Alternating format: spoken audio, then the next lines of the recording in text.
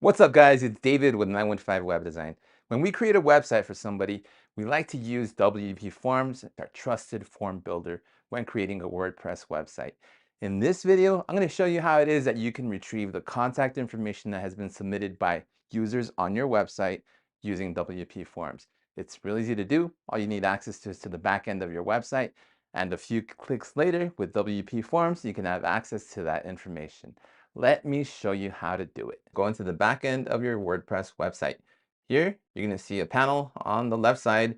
Hover over where it says WP Forms, and then hover over to All Forms. Click on that, and there you're going to see all the forms that are on your website.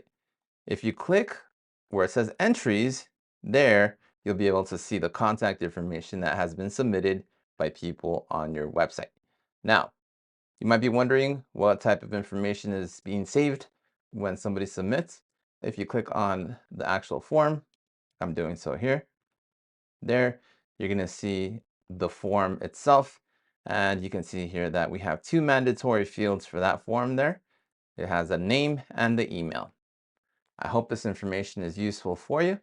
If you have any questions or want to add more form fields to your forms, contact us here at 915 Web Design. We're here to help. Thank you.